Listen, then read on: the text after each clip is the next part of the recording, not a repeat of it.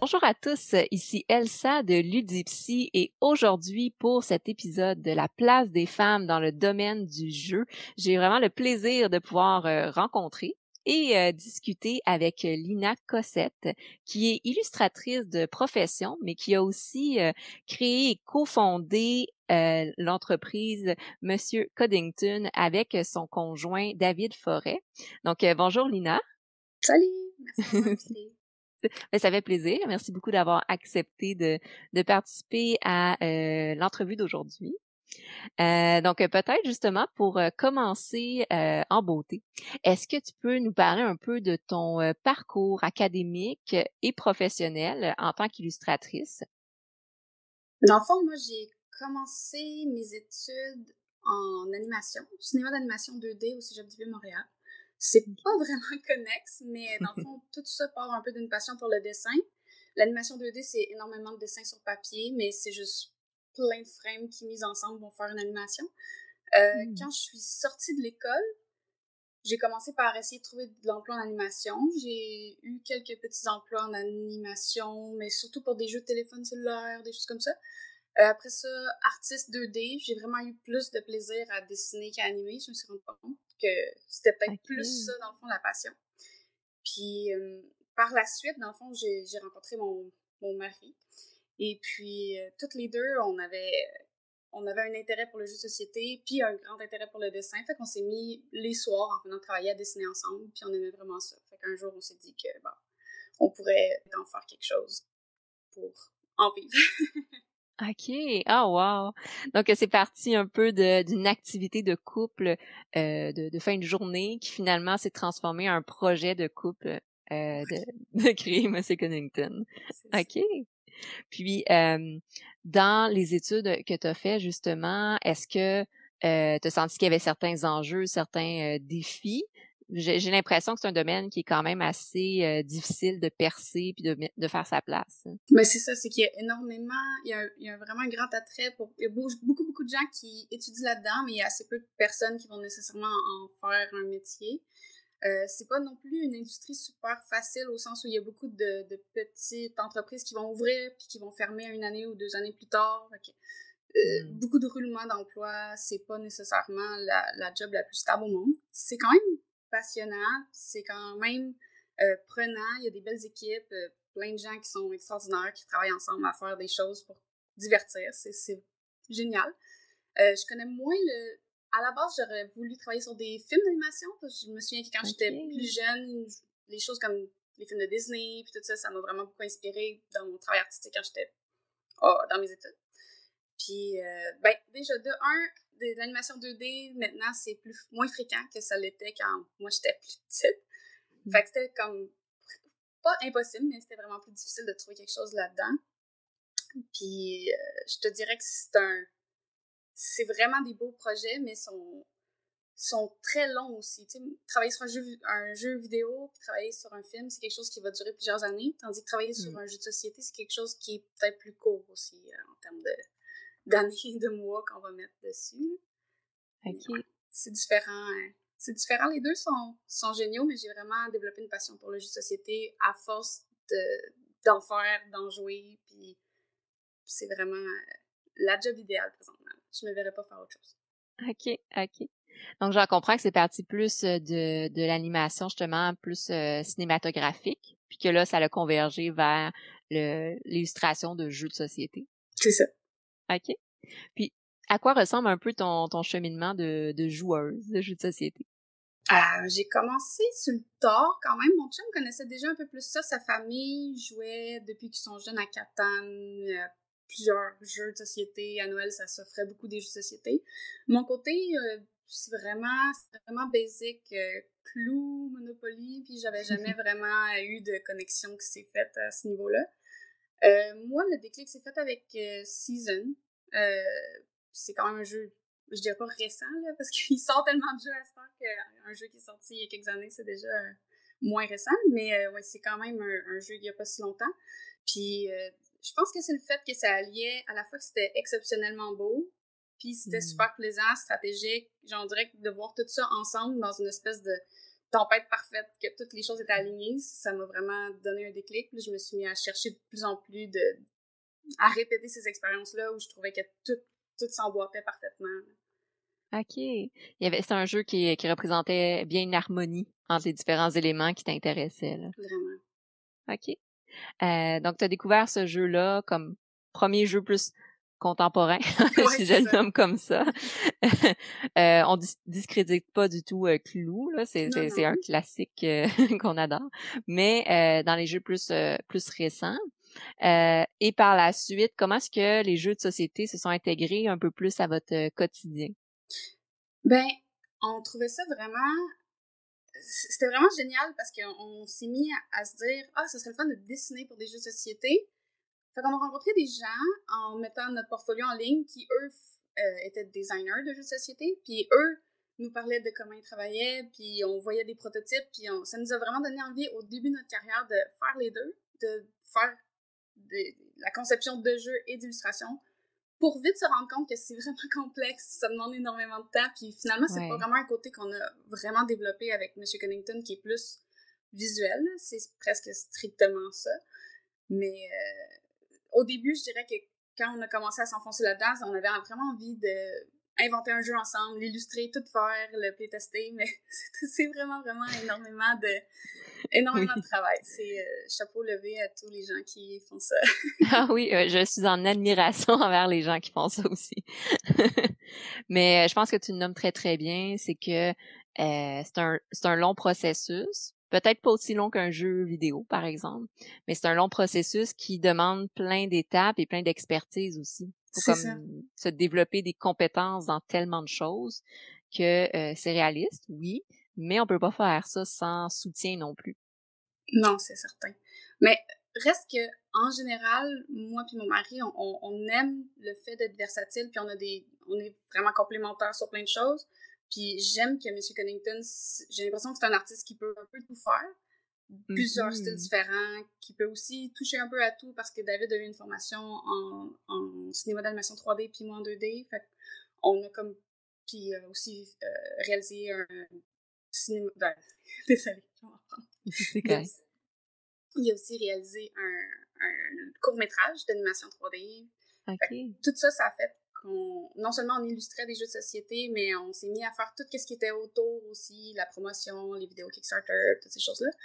Puis on dirait que ça me rend vraiment heureuse de pouvoir jongler avec plein de choses, puis sentir que je m'émancipe dans plein de secteurs d'activité, mais je pense que quand on était rendu à playtester un jeu, je me sentais trop hors de ma zone. Je pense que c'était comme rendu une limite un peu trop loin pour moi personnellement, de tout faire. Je sais que ça existe, là, tu sais, il y a Ryan Lockhart qui fait des jeux puis qui les illustre aussi. Puis au Québec, on a aussi les jeux comme Dino Oblivion puis Goblivion qui ont été faits complètement au Québec.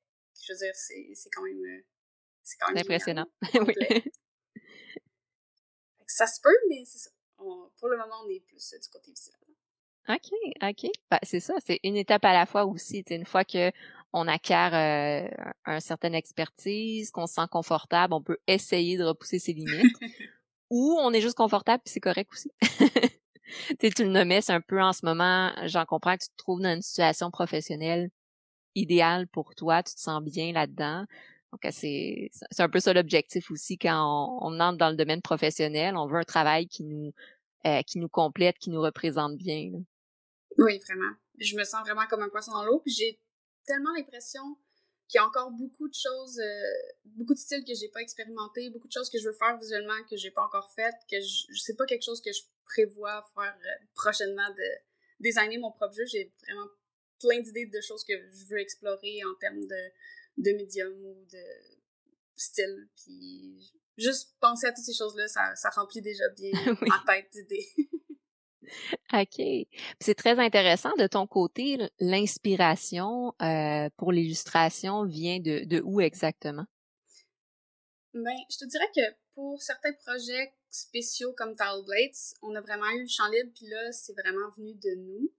Mais règle générale, si souvent un éditeur arrive avec un projet qui a déjà un bon bourgeon de, de l'idée que ça va être, mettons, on pourrait prendre Grim Forest, on savait déjà en grande partie qu'est-ce que c'était de trouver une vision artistique pour soutenir ce projet-là, mais la thématique était déjà toute trouvée, le nombre de cartes, qu'est-ce que chaque carte allait montrer, tout ça, c'était déjà un peu...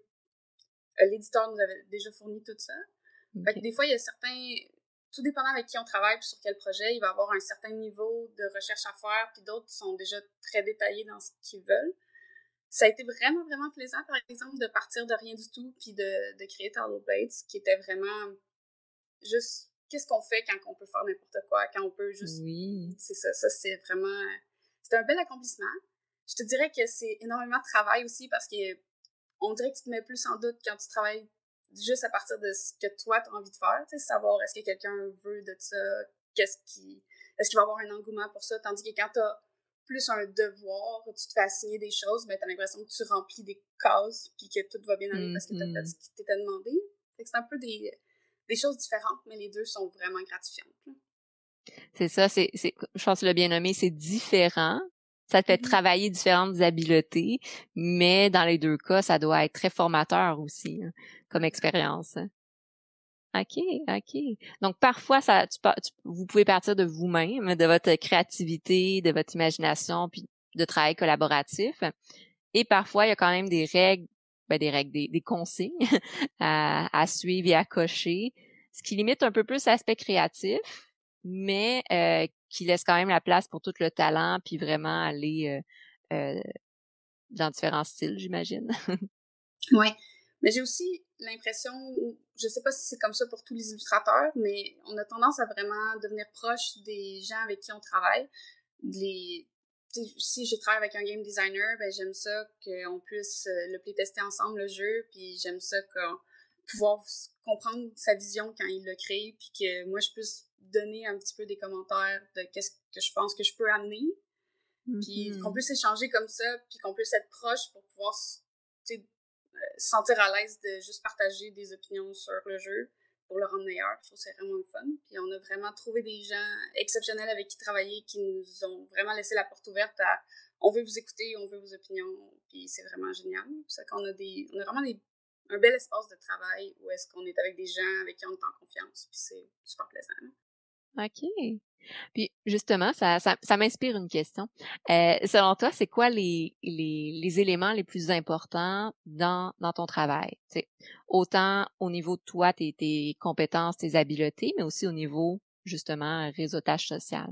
Je te dirais, ben, ce qui est important, au-delà de juste, il y a énormément d'excellents illustrateurs qui sont même meilleurs que nous à la limite.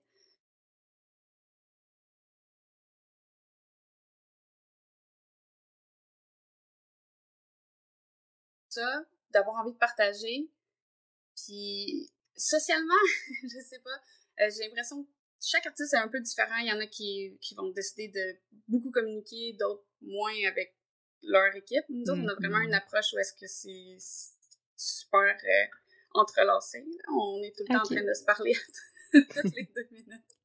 Mais sinon, qu'est-ce qui est important dans mon métier? C'est ça. J'ai l'impression que quand tu joues à beaucoup de jeux, tu te rends compte que oui, l'illustration est importante, mais au final, j'ai l'impression que ce qui est vraiment important, c'est que ça soit intuitif pour le joueur. Parce que ça a beau être beau, ça peut être trop complexe ou pas placé d'une façon qui est vraiment... qui rend ça intéressant quand on joue. Fait que je trouve que ça fait une grosse différence aussi parce qu'on peut être super talentueux, mais j'ai l'impression que l'expérience de l'avoir joué, puis rejoué, puis testé à plusieurs endroits, ben ça fait juste un meilleur produit au final. Puis je pense que c'est le petit edge que ça donne d'être addict aux jeux de société en plus d'en faire. Oui, effectivement. Je pense que tu le mentionnes bien, mais je pense que c'est un élément important aussi de qu'on soit dans l'illustration ou autre de jeux de société, ben de jouer aussi à des jeux de société, de côtoyer des gens qui jouent à des jeux de société ou quand qu'on soit. pour pouvoir bien identifier c'est quoi les besoins aussi, puis qu'est-ce que les gens aiment, puis ça va être quoi le petit plus là, qui va être ajouté. Puis je pense te parler comme un peu de réseautage, mais dans notre cas, c'était un peu... J'ai un peu l'impression qu'on a été chanceux en quelque part. On a rencontré des gens qui étaient au début de leur compagnie comme éditeurs, puis on a grandi avec eux. On a fait peu de réseautage. Je vois des gens qui vont dans beaucoup de conventions. Nous, on n'en a pas fait énormément. On n'est jamais allé à Gen Con, on n'a pas fait SN. Plein de choses que j'aimerais faire un jour, mais on a des enfants en bas âge aussi, puis c'est pas nécessairement simple. J'ai l'impression que notre réseautage, on l'a fait en ligne au final, mais j'ai l'impression qu'on a eu on n'a pas eu énormément de clients, puis on a beaucoup eu de récidives avec les mêmes clients. Fait que j'ai pas nécessairement l'impression d'avoir fait énormément de réseautage. J'ai l'impression d'avoir fait des beaux projets avec des gens passionnés, puis que le travail était bien fait, fait que ça l'a rayonné, puis on a eu quelques autres opportunités à partir de là, mais je dirais que c'est pas notre point fort nécessairement, le réseautage. OK. En même temps, c'est bon signe. Si vous gardez les belles relations puis que c'est un travail qui est répété, ça veut dire que vous faites du bon travail puis que la chimie se fait bien, là. Exactement. Je veux dire, c'est super le fun quand t'es plus à te demander comment est-ce qu'on négocie les contrats, puis c'est plus dans ces termes-là, c'est vraiment qu'est-ce qu'on veut faire après ensemble. C'est vraiment fun. Ouais. OK. Puis, ça fait combien de temps que M. Coddington existe? Environ depuis fin 2012, début 2013 au début, mais tu sais, on a commencé à prendre des petits contrats de soir au début. Fait que c'était pas un temps plein complètement. Mais à un moment donné, je suis tombée en congé maternité, puis là, on s'est dit, moi, je retourne pas. On s'est dit, on opère ça tout de suite, on fait notre opération, on s'en va en campagne, on s'achète une maison, puis on n'a plus accès à Montréal pour des contrats. on s'est mis, on a plongé. Puis ça s'est bien passé, finalement. On avait un petit peu peur au début, mais finalement, tout a bien été. Ça a été un risque bien tombé, qui a bien calculé, là. Oui, quand même. OK. Donc, 2012, attends, oui, c'est 2012 à peu près, j'ai bien compris. Ça a commencé tranquillement, tu sais, en parallèle, je comprends, à d'autres emplois. Et là, il y a un moment donné, une décision a été prise de, OK, on fonce, puis là, ça devient le travail à temps plein, qui va mieux avec le rythme de vie, là. Ouais, ben je te dirais que c'est peut-être le jeu Steampunk Rally. Il y a eu une campagne Kickstarter pour ça, puis elle s'est vraiment bien déroulée, puis ça nous a donné confiance parce qu'on regardait déjà des maisons une fois de temps en temps, puis on se demandait si c'était une bonne idée de s'éloigner ou pas d'un coup, ou est-ce qu'on aurait besoin d'avoir des contrats à proximité. Mais quand ça s'est vraiment bien passé comme ça, puis je sentais que, tu sais, il y avait le potentiel, je sentais qu'il y avait le potentiel là-dedans. Le Kickstarter, c'est encore semi-nouveau, là. Maintenant, c'est vraiment omniprésent, puis c'est vraiment gros. Mais j'ai l'impression que c'était plus petit, mais ça semblait plein de potentiel. Puis on s'était dit, ben regarde, je pense qu'on est capable. Puis c'est vraiment le jeu qui a fait notre tremplin. Puis ça, c'était plus comme en 2014, si je me souviens bien. OK. Et là, depuis 2014, disons, depuis le saut, le saut dans le vide, mais façon de parler, ça l'a évolué, puis là, ça va très bien, en fait, comme entreprise, je peux le nommer comme ça? Ouais, ben en fait, je nous vois un peu comme si... Moi et mon chum, on est vraiment fusionnels. Puis à un moment donné, on voulait pas être Lina et David qui font des jeux, on voulait être une personne, un artiste qui signe ses jeux. Fait qu'on voulait devenir un artiste entre deux personnes. Fait qu'on s'est juste comme trouvé un nom. Je pense pas jamais que M. Coddington deviendra une compagnie qui engage d'autres sous-traites. Ou, je me sens plus comme... je le vois plus comme on est complémentaires, on s'entend bien, puis c'est fusionnel. Puis on a trouvé un nom à ça, dans le fond. Donc, c'est vraiment, je pense que c'est un bon terme, un projet vraiment de couple. C'est ensemble, vous êtes Monsieur Coddington. C'est ça. OK. Puis, à travers le processus, tu nommais les bons aspects, tu sais, que rencontrer des gens, des éditeurs avec qui tu t'entends bien, tu sais, qu'il y a un lien de confiance qui se crée. Pour toi, c'est quoi l'élément que tu apprécies le plus dans ce que tu fais? Ben, ce que j'aime le plus, je dirais, c'est encore et toujours dessiner. Je veux dire, j'aime faire la recherche. j'aime me faire dire ça va être un jeu pendant la révolution industrielle, puis passer 2 semaines à chercher qu'est-ce qui s'est Oui, passé dans ce oui. temps-là, puis c'est quoi l'esthétique, qu'est-ce qu'on veut développer, qu'est-ce qu'on n'a pas fait encore puis qu'on aimerait explorer. Ça, j'ai vraiment une passion pour les débuts de projet. Des fois, vers la fin d'un projet, je suis vraiment exténuée puis j'ai vraiment l'impression que je n'y arriverai pas. Mais au début, c'est rare qu'il y a c'est juste plein de promesses puis c'est plein de recherches puis j'adore faire ça. Fait que avec David, on peut passer tellement de temps juste à... Fait que je dirais que ça, c'est comme le goût, c'est du bonbon. Là, c'est vraiment plaisant. Ouais, je pense que ça, c'est le bout le plus Le le plus fun. plaisant. Ouais. OK. Inversement, je vais poser la question inverse, mais c'est quoi que tu sens qui est peut-être un peu plus challengeant ou un peu plus difficile? Ouais, ben là, je parle vraiment, tu sais, comme juste pour moi, pas pour David nécessairement, mais moi, je suis une personne qui commence énormément de choses. Fait que je dirais que, justement, persévérer à finir les choses, peaufiner les choses, les amener jusqu'au point où je me sens confiante de les montrer à tout le monde pour que ça sorte. Ça, c'est un bout que moi, pour moi, c'est un peu plus difficile. C'est plus facile pour David, fait que j'ai l'impression qu'il a de la facilité à m'encourager à continuer. C'est aussi ce qui fait qu'en général, nos contrats clients avancent beaucoup plus vite que mes projets personnels, mettons. Ah, OK, J'ai OK. tendance à commencer plein de choses. J'ai toujours une nouvelle idée. OK. J'aime jongler, en fait, avec plein de choses. Même à Monsieur Connington, j'ai l'impression que pour bien travailler, j'ai besoin de jongler avec plusieurs choses parce que j'ai de la misère à me concentrer longtemps sur la même chose. Fait que j'ai tendance à trouver des façons de changer de tâche mi-journée pour être capable de continuer. Oui, garder le boost de motivation. Là. Ouais. OK, OK. Tu le nommes, au final, ça reste une très belle qualité, tu sais, d'avoir cette imagination-là, puis d'être motivé à partir de plein de projets. Le plus difficile, là, c'est d'arriver à justement les continuer et les terminer Ouais, c'est ça. éventuellement. OK. Puis, bon, tu nommais que c'est un projet de couple en duo. Par contre, de ton côté, est-ce que tu as senti que autant dans le domaine de l'illustration en général que dans ce que vous faites comme travail appliqué, euh, est-ce que tu as senti que c'était plus difficile, il y a des enjeux différents en tant que femme dans ce domaine-là? Ben, j'ai l'impression que ça viendrait du regard extérieur, mais on en a peu eu. De un, la plupart des gens qui nous ont contactés à la base ne savaient pas qu'on était un couple. Fait que ça a un peu enlevé l'impression de je vais faire affaire avec une femme ou non. Après ça, ben, on travaille vraiment en équipe resserrée, puis souvent avec les mêmes personnes. Fait que je te dirais que j'ai jamais ressenti qu'il n'y avait pas de place pour moi dans le milieu du jeu ou que mon implication n'était pas désirée ou quoi que ce soit. J'ai vraiment eu une expérience super positive, mais en même temps, mon genre n'est pas quelque chose qui était de l'avant-plan non plus. Là. Fait que c'est difficile d'avoir un réel discussion sur les effets négatifs quand c'est assez mineur les gens qui savaient qu'il y avait une femme qui travaillait chez Monsieur Connington. Puis est-ce que quand les gens s'en rendaient compte, il y a comme une surprise, un étonnement ou Ben, il y en a peu. Mais je veux dire, je pense que les gens sont contents parce que justement, les équipes sont souvent majoritairement garçons, hommes.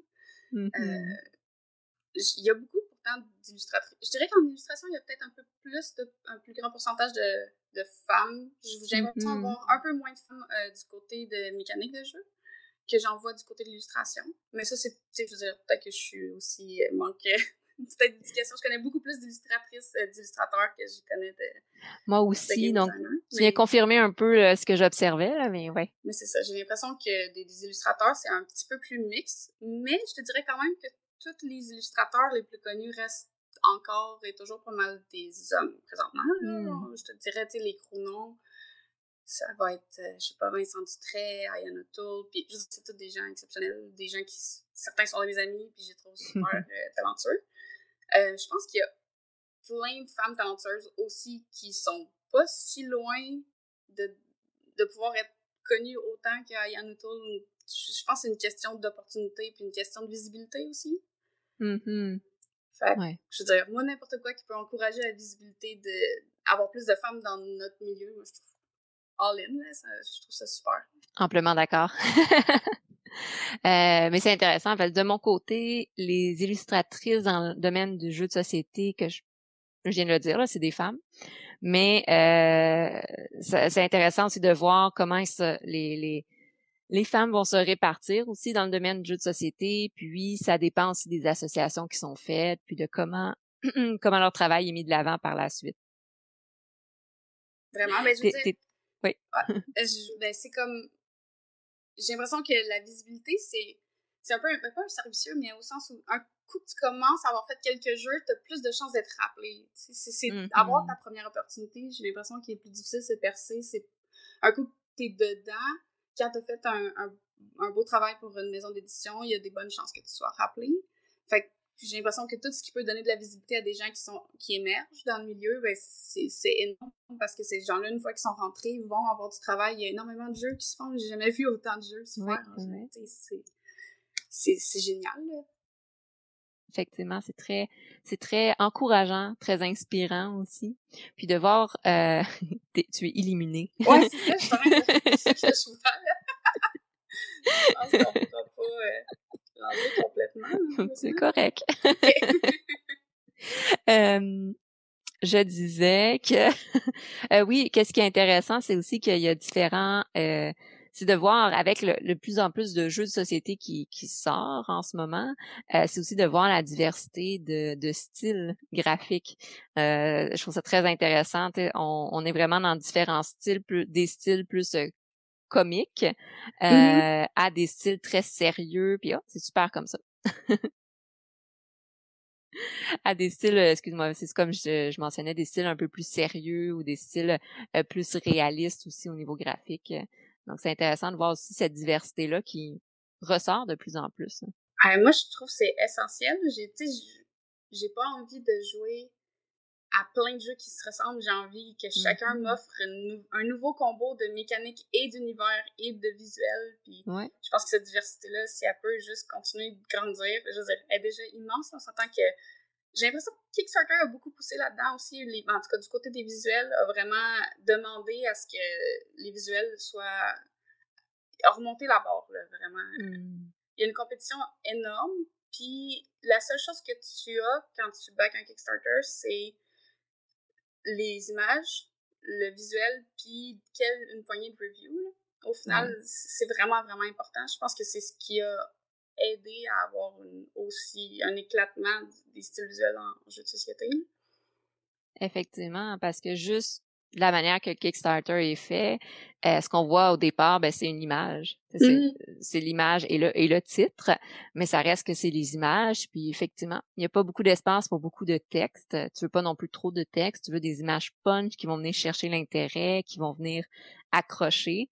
Donc c'est là que le travail d'illustration est vraiment mis de l'avant dans le jeu de société. Là. Vraiment. Puis c'est fou là, mais comme j'ai l'impression que ça finit. Au début, je me demandais si Kickstarter allait être une vague qui allait redescendre. Puis on peut encore se poser la question à quel point ça sera toujours la plate. Mais c'est toujours impressionnant. Je continue d'être flabbergastée de la quantité de jeux qui sortent, puis la quantité de projets. Tu sais, chaque projet, c'est beaucoup de temps. Là. C'est des créateurs qui passent des années à concevoir le jeu, puis c'est toute une équipe derrière. Puis juste la page Kickstarter, la vidéo, tout ça, c'est gros travail d'amour. Puis il y en a des... À chaque mardi, il y a une tonne qui sortent. Là. Genre, je trouve que c'est vraiment génial. Là. Effectivement. C'est très motivant, c'est beau aussi. Là. Moi aussi, ces temps-ci, je suis beaucoup les Kickstarter, puis je me rends compte que la diversité de genres de jeux qui sort est aussi, c'est pas juste un style spécifique pour les gros gamers, il y a aussi des jeux familiaux, il y a des jeux pour plus coop, il y a des jeux solo. Donc j'ai l'impression que le domaine du jeu de société est en expansion en ce moment. C'est très motivant pour les joueurs, mais aussi pour ceux qui travaillent dans le domaine. Oui, mais tu sais, je veux dire, moi aussi étant un peu omnivore de jeux, dans le sens que j'aime autant des gros jeux lourds, oui, une fois de temps en temps. Je dirais que ma zone préférée, c'est sûrement de jouer dans 1 heure et demie, là. Je veux dire, c'est mon gabarit préféré. Tu sais, c'est rare que j'ai l'opportunité de passer une journée complète à jouer, mais si j'ai une journée complète, j'aimerais mieux jouer à plus qu'un jeu. Genre, j'aime les jeux lourds une fois de temps en temps, mais en règle générale, ça va être plus, plus compact, plus raccourci. Mais, je veux dire, autant les jeux super légers, il y en a des super élégants qui sortent, des tout petits jeux dans des tout petites boîtes qui sont géniales. Je sais pas, comme... c'est quoi quand je jouais hier? Battle Line, c'est un tout petit jeu, mais il est vraiment élégant, plein de stratégies, il est superbe, c'est super le fun. OK. J'ai juste l'impression qu'il y a vraiment de la place pour toutes les grosseurs de jeux, tous les publics. J'ai l'impression qu'il y a eu un certain moment où on parlait d'Euro, d'Améritrash puis de Party. Là, j'ai l'impression qu'il y a beaucoup plus, puis il y a plein de nuances dans chaque catégorie. Exactement. On voit la créativité à son plein potentiel. Puis, justement, de ton côté, est-ce que tu as disons, un top de jeux préférés ou que tu recommanderais pour jouer? Ben, nous autres, on a tout le temps une partie de Gloomhaven de starter dans notre table de jeu. Oui. Je te dirais que c'est pas nécessairement pour tout le monde, c'est un gros setup. Mais vu que nous autres, il est toujours setupé, ça fait que ça réduit un peu le temps, puis c'est ça qui fait que ça peut rentrer dans mon gabarit que j'aime bien de 1 heure et demie. Sinon, j'ai récemment acheté Concordia. C'est vraiment génial. Superbe jeu. Juste parfait, je veux dire, et la quantité... Ben, j'aime des jeux qui ont des interactions. Ça, là, il n'y en a pas énormément à part la place où tu vas...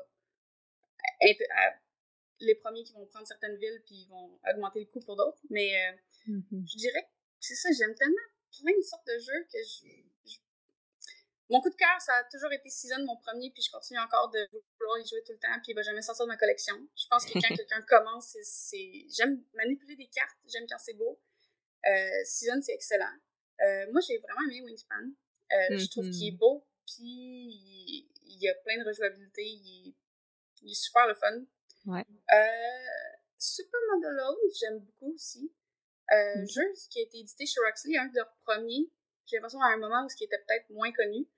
Celui-là, je l'aime beaucoup, je le ressors souvent. Là, je regarde ma bibliothèque.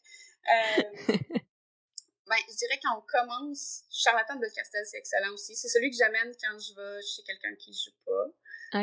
Dans la famille, puis tout ça. Puis ça marche toujours bien, c'est un hit. C'est quand même génial. Mais c'est ça, c'est comme... J'aime beaucoup essayer des nouveaux jeux, mais je trippe pas tant sur lire les règles. J'adore me faire expliquer des jeux. Je te comprends 100%. J'aime beaucoup essayer.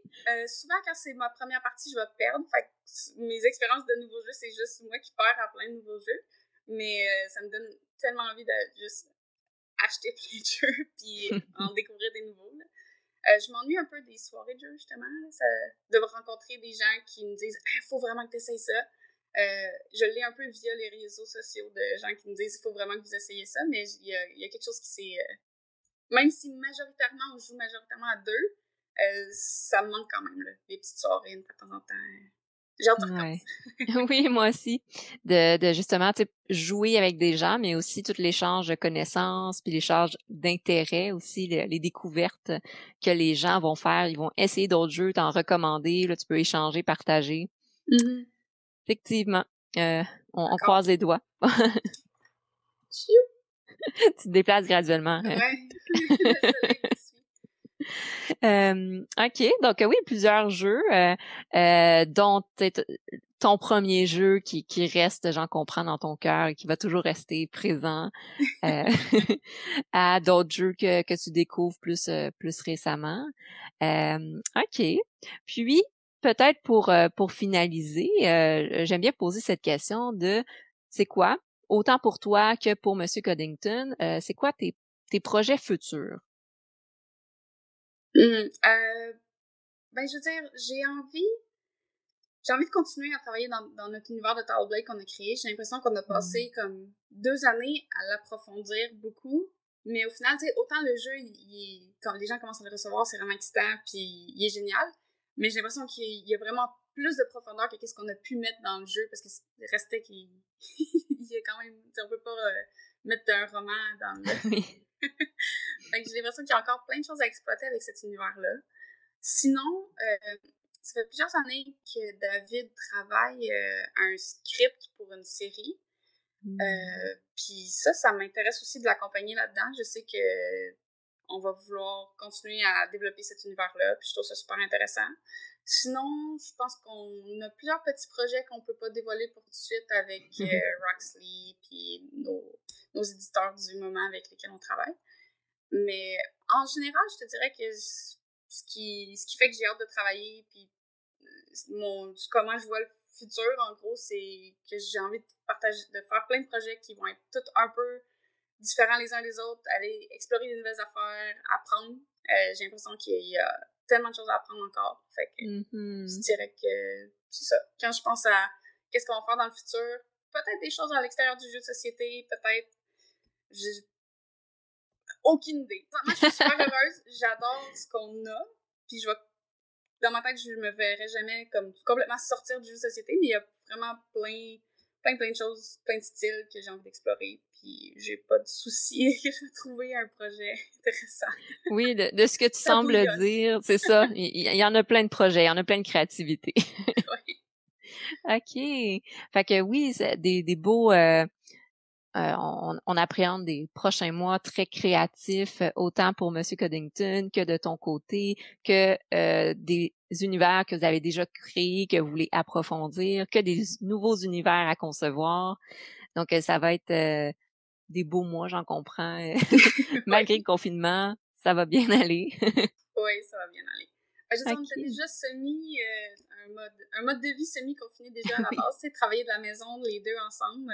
On a perdu dans ce qu'on voit de notre famille et de nos amis, mais reste que dans nos journées au jour le jour, ça se ressent.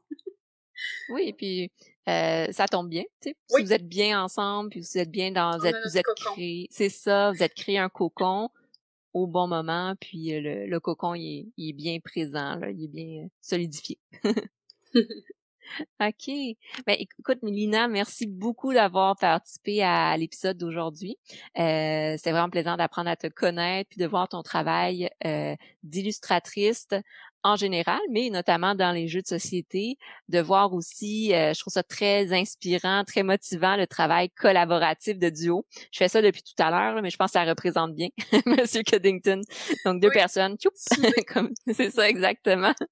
Donc, je trouve ça beau comme modèle aussi. Puis, c'est une des choses que je trouve beau dans le domaine des jeux de société, c'est que je me rends compte qu'il y a beaucoup de couples qui s'assemblent, ils ont chacun leur expertise ou ils ont la même expertise, mais ont chacun leur force et leurs compétences, puis de s'assembler pour créer des projets. Je trouve ça très, très inspirant. Ah, ben, merci de m'avoir invité. C'était vraiment fun. C'était super le fun de discuter avec toi. Mais super. Donc, pour tous ceux qui nous écoutent, ben merci bien sûr de nous avoir écoutés. Je vous invite à suivre, je pense, une page Facebook et le site Internet de Monsieur Coddington. Et également, ben, je vous invite à continuer de suivre la page Facebook de Ludipsy et la chaîne YouTube de Ludipsy pour la série La place des femmes dans le domaine du jeu. Donc, je vous souhaite à tous une belle journée, bel après-midi et une bonne soirée. Au revoir!